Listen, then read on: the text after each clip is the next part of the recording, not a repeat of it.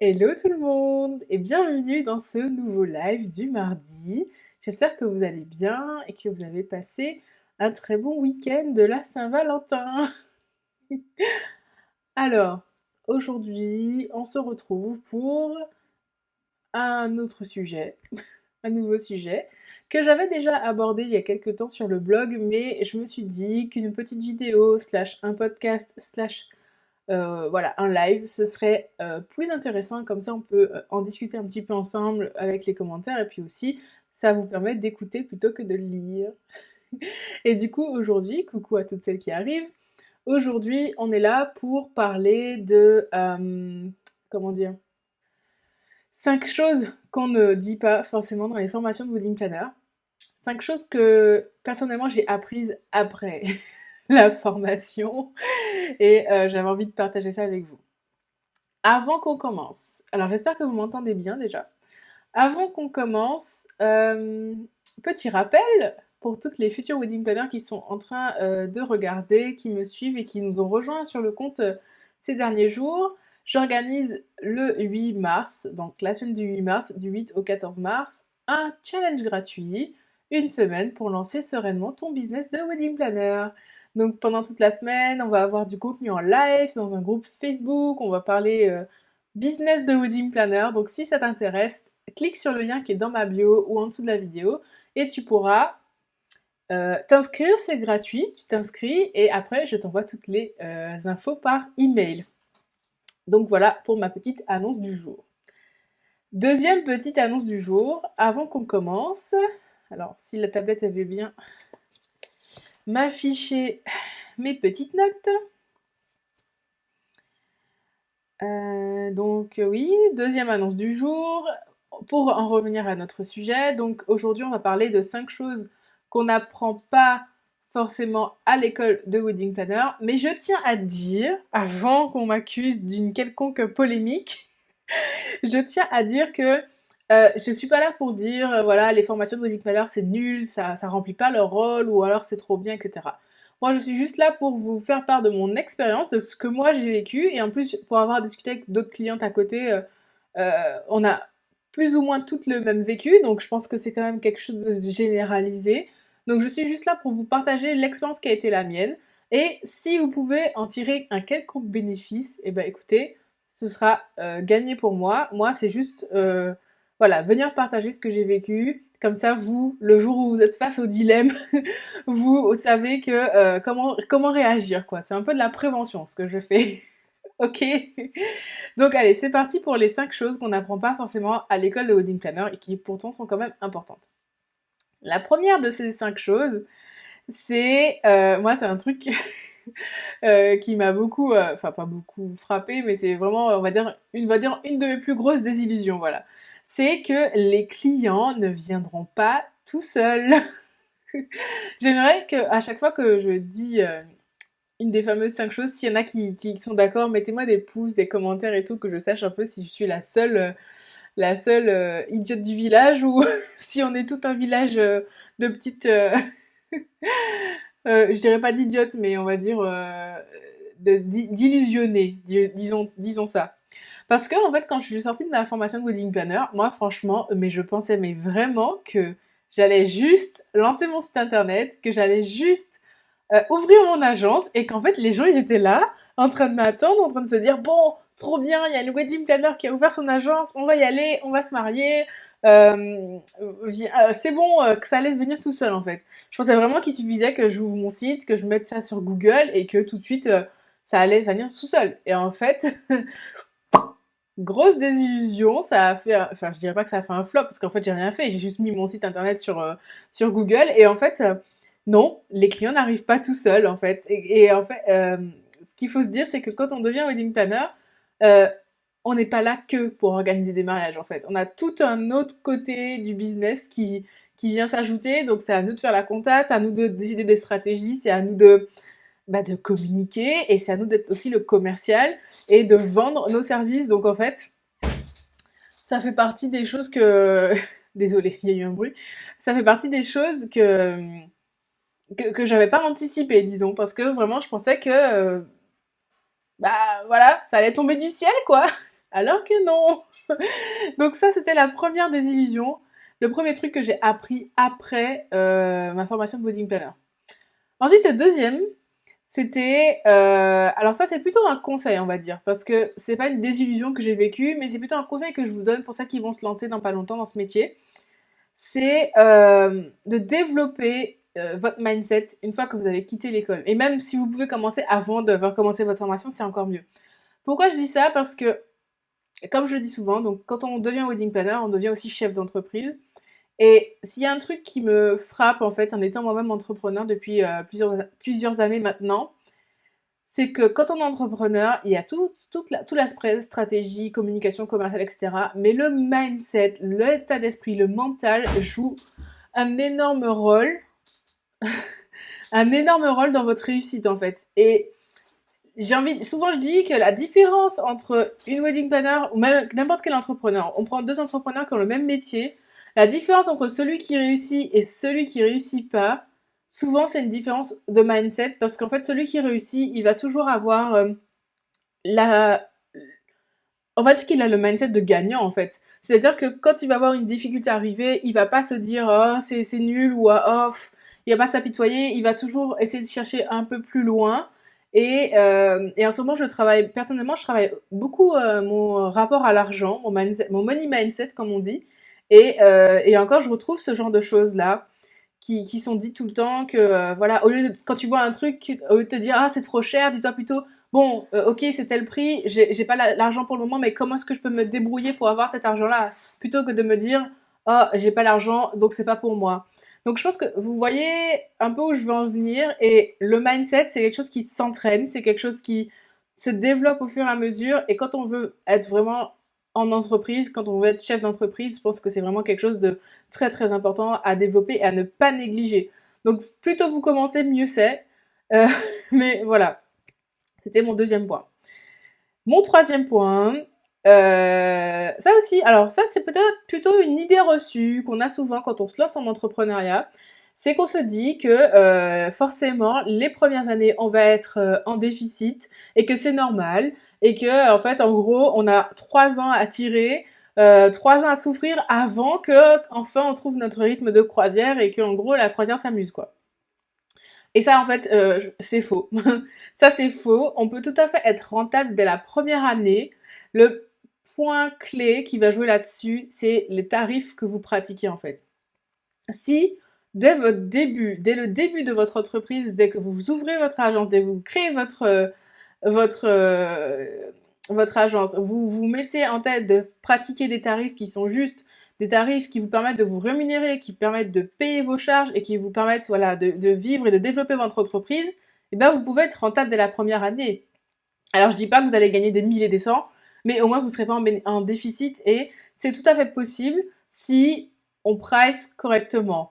Et ça par exemple, c'est le genre de truc à ma formation, c'était pas hyper bien expliqué, et puis enfin, j'avais pas bien appris à faire mes tarifs, ce qui fait que les premières années, j'étais vraiment, c'était compliqué parce que j'avais pas des tarifs qui me permettaient à la fois de me rémunérer, de payer mes charges et d'avoir une situation confortable et d'être rentable en fait. Mais sauf que la rentabilité, c'est pas une question de durée, c'est juste une question de dès le premier client, je facture ce qu'il faut, et en fait, ça vient tout seul.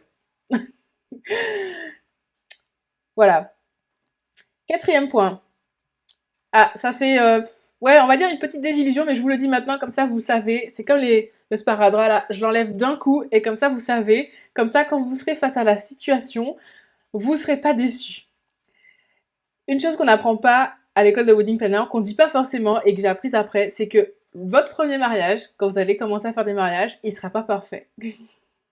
Je sais, parce que quand on se lance, quand on, déjà quand on arrive à l'école, on a les yeux qui pétillent, on est en mode oh, je vais changer de vie, je vais devenir wedding planner, je vais faire le métier de mes rêves, blablabla. Ok. Et en fait, on idéalise toujours un peu comment ça va se passer, parce que pour nous, on a déjà une vie, la vie qu'on avait avant était tellement entre guillemets, excusez-moi, pourrie, parce que enfin, c'est vraiment la vie qu'on voulait quitter, et on voit la nouvelle vie qu'on va avoir avec on est idéaliste en fait, et donc on s'est dit ouais mes premiers mariés ils seront trop mignons, et puis le premier mariage que je vais faire il sera comme ci comme ça, on idéalise beaucoup, alors on stresse aussi beaucoup parce que c'est le premier, mais on idéalise beaucoup, Mais je voulais dédramatiser le fait que quand vous allez débarquer sur votre premier mariage, alors même si vous avez fait des shootings d'inspiration en amont, eh ben, ça sera pas parfait. Il y aura forcément des trucs que vous allez peut-être, alors sans rater complètement votre mariage, hein. Je dis pas que votre premier mariage sera raté, mais je dis qu'il y aura forcément des choses qui seront perfectibles. Il y a peut-être des attitudes que vous allez avoir et vous allez vous dire après, j'aurais peut-être dû répondre plus comme ci ou répondre plus comme ça. Et puis quand vous allez voir vos photos, vous allez dire ah peut-être que ça j'aurais dû le faire plus comme ci et plus comme ça. Et puis ah zut j'avais mal timé telle étape du mariage et du coup il y a eu un petit couac au niveau du planning à ce moment-là. Bon, vous l'avez rattrapé parce que vous êtes une super professionnelle, mais il y aura forcément des petits trucs, des petits couacs que vous allez devoir arranger au fur et à mesure. Et c'est normal parce que vous n'avez pas d'expérience et que vous débarquez là, même si vous avez fait un stage jour J, même si vous avez fait un shooting ou plusieurs en amont, ben voilà, il y aura forcément des trucs que vous allez devoir rattraper, et pas que le jour du mariage. Je veux dire, même pendant le processus de préparation du mariage, il va forcément y avoir des trucs où vous allez vous dire, ah, peut-être à la formation, j'ai reçu tel outil, mais je vois qu'en pratique, c'est pas hyper... enfin, oui, c'est pas hyper pratique pour moi. Je préfère fonctionner comme ci ou comme ça. Et du coup, vous allez arranger et petit à petit, vous allez construire en gros votre propre process à vous. Vous allez créer votre propre identité, si j'ai envie de dire, à vous. Donc, c'est normal si votre premier mariage, vous vous sentez quand même un peu perdu et puis que vous avez l'impression de ne pas l'avoir réussi à 100%, mais il faut que vous soyez bienveillante et indulgente envers vous-même et que vous vous disiez, voilà, c'est le premier, moi j'ai à cœur de bien faire, je me suis formée, j'ai fait quelque chose de bien, je vais juste m'améliorer, etc., etc. Par contre, ce qu'il ne faut pas faire, c'est commencer à se dire, oui, bon, comme je suis débutante et puis que ceci, cela, je ne l'ai pas bien fait, bon, je vais commencer à me dévaluer parce que ben, je ne suis pas à l'aise avec ça. Non, c'est pas parce que il y a eu des petits couacs ou que vous êtes un peu déçu de ce que vous avez fait que forcément, ça veut dire que vous avez raté votre conversion. C'est juste que, voilà, c'est comme dans tout dans la vie. Au début, on fait des petits pas de bébé et puis après, on apprend à courir. Donc, c'est normal. Mais voilà, dites-vous que votre premier mariage ne sera pas nécessairement parfait. Ok? Je vois des cœurs, je vois des pouces, donc je suis contente. Ça veut dire que ça vous plaît. Et enfin, la dernière des 5 choses du coup, les 5 choses qu'on n'apprend pas forcément à l'école de Wedding Planner, dont je voulais vous parler aujourd'hui, c'est qu'on n'est pas obligé de tout faire à la fin de notre cursus. Une fois qu'on est sorti de l'école de Wedding Planner, on n'est pas obligé de tout faire. Qu'est-ce que j'entends par là? Ça veut dire qu'on n'est pas obligé déjà de faire toutes les prestations qu'on nous a apprises à l'école. Parce que quand on va à l'école, on nous donne quand même quelque chose de... Alors, peut-être pas dans toutes les formations, je les ai pas toutes faites, donc je pourrais pas vous dire, mais vous allez apprendre qu'une wedding planner, ça peut faire de la coordination jour J, de l'organisation totale, de l'organisation partielle, et puis que peut-être aussi, moi je me souviens, on nous avait dit que parfois la coordination jour J, ben, ça peut être de telle heure à telle heure, et puis un autre forfait de telle heure à telle heure, puis un autre forfait de telle heure à telle heure, et du coup ça vous fait plein de formules et plein de forfaits, mais vous n'êtes pas obligé de faire tout en fait. C'est pas parce que une wedding planner peut faire toutes ces choses qu'elle doit faire toutes ces choses. Et en fait, c'est à vous de vous questionner en tant que chef d'entreprise et de vous dire, ok, moi, j'ai envie de faire quoi? Qu'est-ce que je veux garder parmi mes prestations à moi et qu'est-ce que je veux enlever? Et donc, vous n'êtes pas obligé de tout faire. Et c'est pas parce que votre collègue a fait de la coordination jour J que vous êtes obligé de avec plusieurs forfaits que vous êtes obligé de faire pareil. Et c'est pas parce que votre collègue a fait que de l'organisation de A à Z que vous êtes obligé de faire pareil. Moi, je connais des wedding planners qui, par exemple, sont spécialisés dans les jours J. Elles ne font pas d'organisation de mariage. C'est wedding planner. Elle est wedding planner, mais elle ne fait pas d'organisation de A à Z, de recherche de prestataires, de coordination, etc. Par contre, elle fait de la coordination jour J, donc certainement que un mois ou deux avant le mariage, elle reprend les prestataires et puis elle fait la coordination jusqu'au jour J, mais elle n'organise pas le mariage en amont. Et c'est possible en fait, parce qu'au final, c'est son business et elle en fait ce qu'elle veut. Et c'est pas parce que les autres wedding planners fonctionnent autrement qu'elle est obligée de s'aligner. Donc ça, c'était la première chose. Et quand je dis qu'on n'est pas obligé de tout faire une fois qu'on est sorti de l'école, alors je m'arrête parce qu'il y a Justine qui est en train de dire un truc intéressant qui dit se positionner en devenant expert dans une prestation, c'est possible. Yes, tout à fait Justine, je suis d'accord avec toi. Et oui, parce que moi, quand je sortais de l'école, en fait, alors moi, j'y connaissais encore rien, hein, tout ce qui est marketing, communication, etc. Et je pensais vraiment que moi, en tant que wedding planner, j'allais être la wedding planner de tout le monde. Mais ça, c'est quelque chose que vous savez déjà, si vous me suivez depuis un moment, que il faut se choisir aussi le client et il faut se positionner là-dessus. Et en fait, vraiment, je pensais que j'étais la wedding planner de tout le monde et que n'importe quel couple qui allait arriver, du moment qu'ils avaient l'argent pour me payer, ça allait être mes clients. Et en fait, bah non. Et en fait, bah non. Il faut savoir se poser, encore une fois, en tant que chef d'entreprise et se poser les bonnes questions. Avec qui j'ai envie de travailler? Qui sont mes clients idéaux?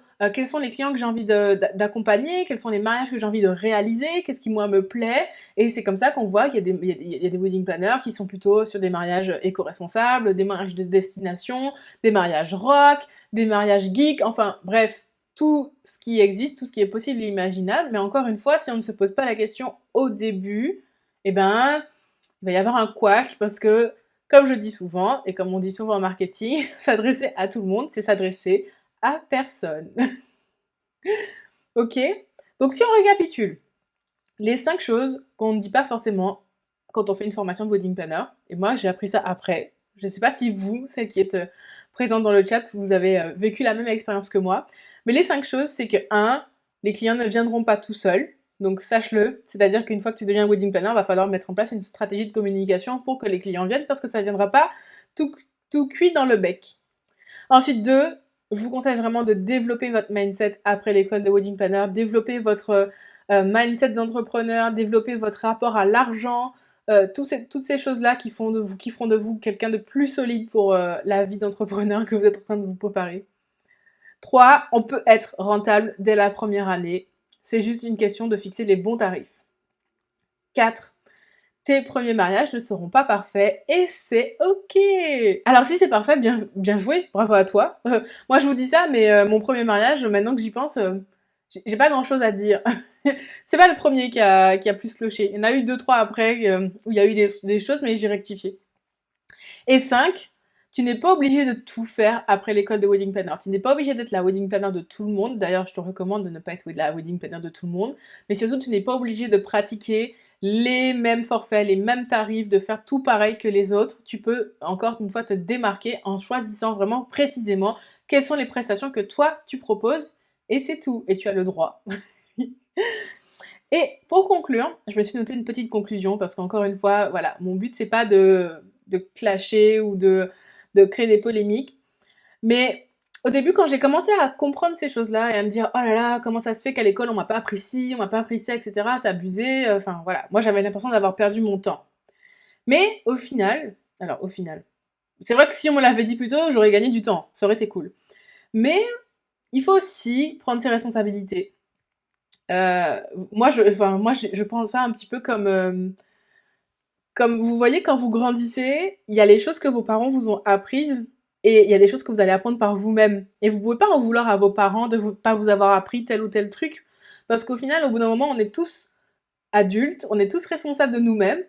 Et il y a une partie des choses, une partie du savoir, une partie des connaissances que l'école de wedding planner va vous apprendre. Mais il y a toute une partie du processus d'apprentissage qui est ce que vous allez aller chercher vous-même, les exercices que vous allez faire, les expériences que vous allez faire. Et l'école, au final, ne peut pas vous apporter tout sur un plateau d'argent comme ça. C'est aussi à vous de faire fructifier ce que vous avez reçu. Et c'est à vous d'avoir la curiosité intellectuelle, d'aller chercher un petit peu plus loin, d'analyser, de voir, etc. Une école qui va vous dire, enfin, en gros, l'école, elle peut pas arriver et vous dire, tiens, voici un business de wedding planner, tu peux le gérer et vas-y, ça va rouler tout seul, en fait. Non, c'est à vous aussi de vous construire parce qu'en fait, ça fait aussi partie du jeu de se construire en même temps qu'on construit notre entreprise. Et voilà. Et comme je le disais tout à l'heure, là, quand je disais de développer son mindset, ben moi, je j'ai jamais autant questionné qui je suis, ce que je veux dans la vie, etc., que depuis que je suis entrepreneur. Parce que, ben en fait, le fait de construire son entreprise, ça nous construit aussi. Et ça, l'école, elle peut pas vous l'apporter. Il y a Marie-Clémentine qui dit top, tes conseils sont toujours super. Merci Marie-Clémentine. Donc voilà, quoi qu'il en soit, quelle que soit la formation que vous avez reçue, parce que je discute souvent avec des wedding planners aussi, et c'est vrai qu'on a des fois on compare, voilà, toi t'as fait ta formation où, toi tu l'as faite où, ah ouais, moi j'ai trouvé qu'on n'avait pas appris ça, on n'a pas appris ça, etc. Et au final, quand je compare toutes les formations avec, enfin, toutes les élèves à qui j'ai parlé, il y a toujours un truc qui cloche dans la formation. Il n'y en a aucune qui est parfaite à 100%. Et c'est OK. C'est juste que, bah, ce qui te manque, tu vas aller le chercher peut-être dans une autre formation, tu vas aller chercher ailleurs, tu vas te mais c'est le jeu, en fait, c'est le jeu. C'est comme quand vous allez à l'école primaire, même si le programme, il est national, il y aura peut-être une école où ça sera mieux fait que l'autre et cetera. Bref. Ah merci les filles! Merci pour vos commentaires. Donc bah, voilà, c'est ce que j'avais à vous dire pour aujourd'hui. En tout cas, nous on se retrouve la semaine prochaine pour un nouveau live. Celles qui ont loupé le début, ne vous inquiétez pas, je mets ce replay à disposition. Et puis nous on se dit à la semaine prochaine pour un nouveau live. Et n'oubliez pas, celles qui ont rejoint en cours de route, il y a le challenge qui démarre le 8 mars, une semaine pour lancer sereinement ton business de wedding planner. Et si ça t'intéresse, je t'encourage vivement à t'inscrire. C'est gratuit, tu peux cliquer sur le lien dans ma bio. Ciao ciao!